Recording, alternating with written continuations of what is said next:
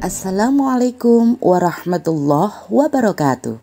Salam guru hebat di seluruh Indonesia. Saya Alfi Laila, calon guru penggerak angkatan 7 dari SMP Al-Huda Kota Kediri, Provinsi Jawa Timur.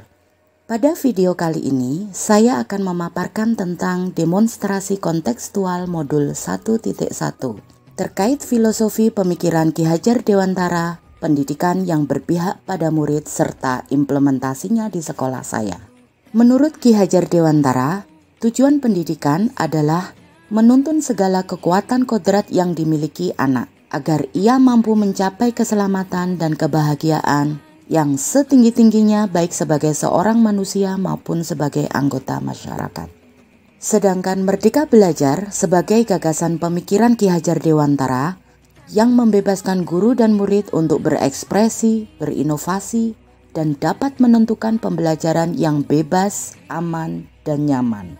Merdeka Belajar merupakan paradigma pembelajaran yang berpusat pada murid, sehingga hal ini dapat memotivasi murid untuk terlibat secara aktif dalam membangun pengetahuan, sikap, dan perilaku. Pembelajaran yang berpusat pada murid dapat dimaknai dengan anak dapat memenuhi kebutuhannya dalam mendapatkan pendidikan. Pembelajaran yang berpusat pada murid ini berupaya memfasilitasi semua aspek perkembangan murid secara optimal dengan menekankan pada aspek-aspek pembelajaran yang berorientasi pada perkembangan pengalaman belajar melalui kegiatan yang direncanakan oleh murid. Pembelajaran dipusatkan pada kebutuhan, bakat, minat, serta potensi anak sehingga mereka akan senantiasa nyaman dan bahagia. Pembelajaran yang berpusat pada murid juga mendorong murid untuk tetap aktif dalam membangun pengetahuan, sikap, dan perilakunya. Pendidikan menuntun kodrat anak.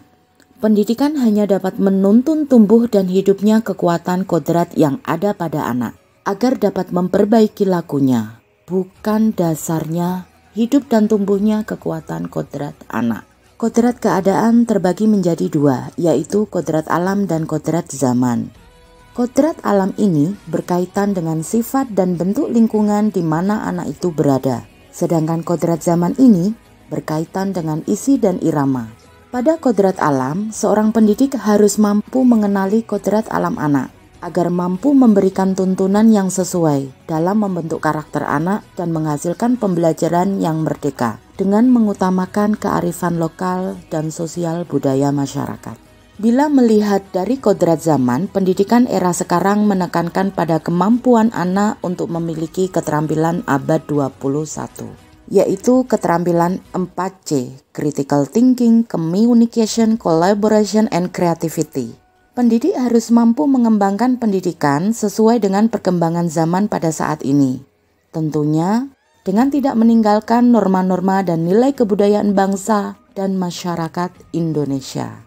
Yang perlu ditekankan di sini, seorang pendidik hanyalah penuntun sebagai fasilitator. Pendidik sama sekali tidak bisa mengubah kodrat dari anak-anak didik kita. Sejalan dengan pemikiran dari Ki Hajar Dewantara, ibarat pendidik adalah seorang petani yang menanam padi, maka yang bisa dilakukan petani tersebut bagaimana cara menanam, mengolah tanah, memupuk, merawat, memelihara tanaman tersebut dengan baik, membasmi hamanya sehingga apapun jenis yang ditanam tersebut maka akan tumbuh dengan baik jika kita perlakukan dengan baik pula. Menuntun tumbuhnya padi sesuai dengan kodratnya padi, tidak memaksa untuk menjadi jagung atau tumbuhan lainnya.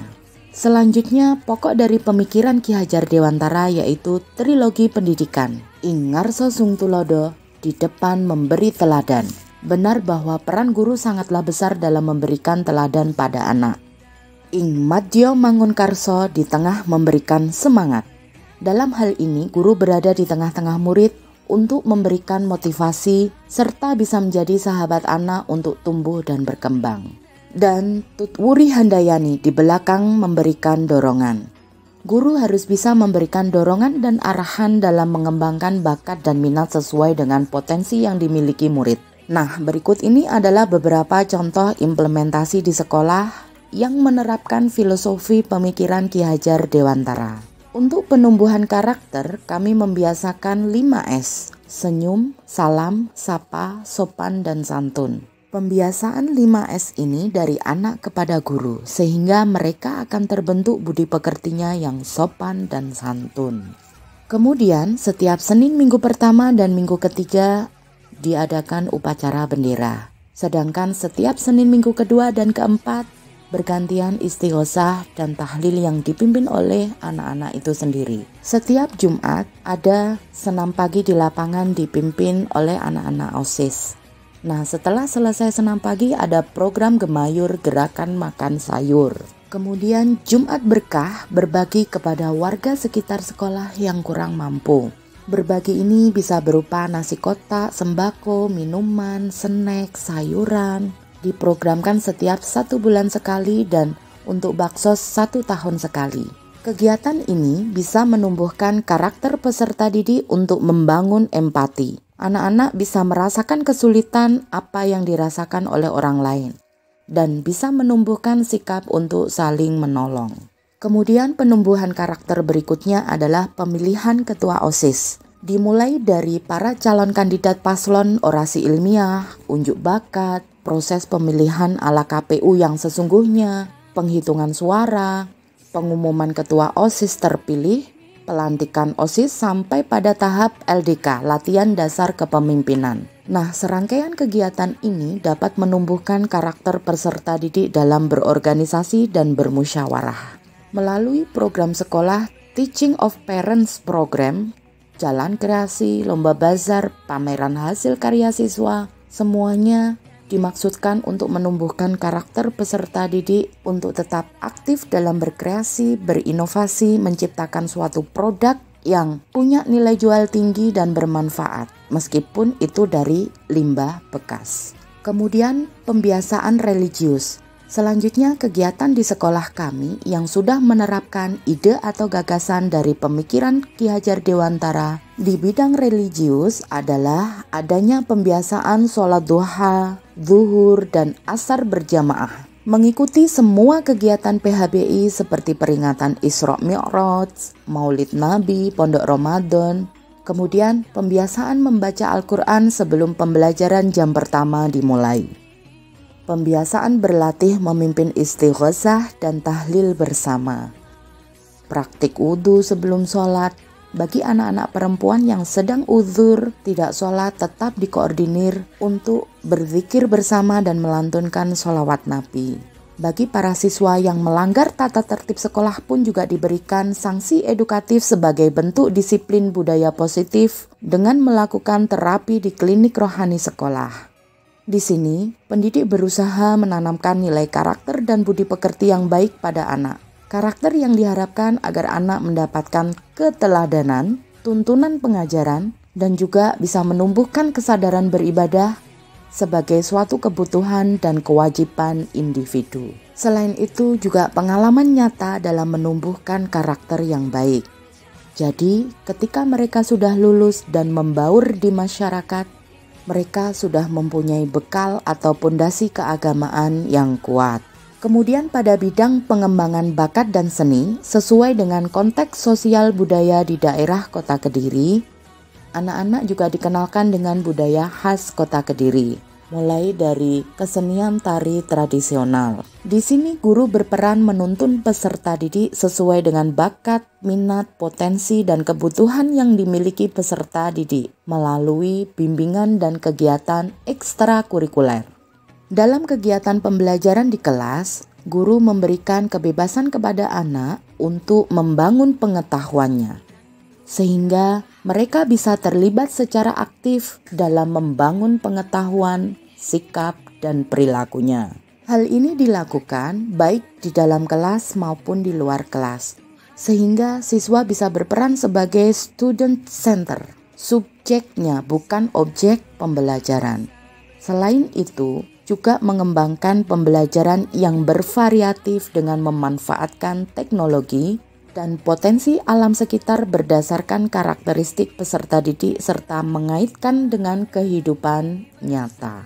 Adapun tantangan penerapan yang dihadapi dari pemikiran Ki Hajar Dewantara, Yang pertama, kurangnya minat belajar anak sehingga sulit melaksanakan pembelajaran yang sesuai dengan kodrat alam dan kodrat zaman. Tantangan yang kedua, tuntutan orang tua serta pemahaman sebagian guru penekanannya hanya pada aspek kognitif saja, tanpa melihat bakat dan potensi siswa itu sebenarnya berbeda-beda. Dan memang sudah seharusnya, sudah selayaknya kita memfasilitasi mereka. Tantangan yang ketiga, kurang terbukanya pendidik terhadap perkembangan zaman, perkembangan teknologi, sehingga tidak ada keselarasan dengan kodrat zaman anak. Tantangan yang keempat, penanaman budi pekerti hanya difahami dan diterapkan di sekolah saja, tanpa ada ruang di keluarga untuk mendapatkan keteladanan serta tuntunan atau pengajaran orang tua di rumah. Kemudian solusi dari tantangan tersebut, yang pertama, melatih metode pembelajaran yang menyenangkan dan berusaha memahami karakter anak, serta bermain sambil belajar sebagai kodratnya anak. Dan guru berusaha untuk terus memberi motivasi dan menuntun anak agar terciptanya kreativitas anak sesuai dengan kodratnya. Solusi yang kedua, diadakan parenting atau sosialisasi pertemuan dengan orang tua dan guru terkait tujuan dari kegiatan ekstrakurikuler dan bimbingan lainnya. Solusi yang ketiga, pendidik harus senantiasa mengembangkan diri dengan mengikuti workshop, seminar, diklat, dan semacamnya untuk mengupgrade ilmunya sebagai seorang guru yang belajar sepanjang hayat. Kemudian solusi yang keempat, tetap diadakan sosialisasi penanaman budi pekerti kepada semua elemen keluarga, sekolah, orang tua, wali murid, dan lingkungan masyarakat semuanya. Nah, dari beberapa rangkaian pemaparan tadi, ada sebuah refleksi dari saya terkait dengan perubahan. Ada pola pikir yang mengubah diri saya, yaitu pemikiran Ki Hajar Dewantara terkait pendidikan sebagai tuntunan. Kemudian penanaman budi pekerti yang meneladani pemikiran Ki Hajar Dewantara, mulai dari Ing Ngarsa Tulodo, Ing Madjo Mangunkarso, sampai Tut Wuri Handayani. Kemudian langkah konkretnya, berusaha melaksanakan pendidikan dengan berorientasi pada siswa dengan memberikan layanan pendidikan secara menyeluruh. Berusaha mendidik sesuai dengan kodrat anak. Demikian pemaparan demonstrasi kontekstual tentang filosofi pemikiran Ki Hajar Dewantara, pendidikan yang berpusat pada murid. Terima kasih, salam guru penggerak, tergerak, bergerak, dan menggerakkan.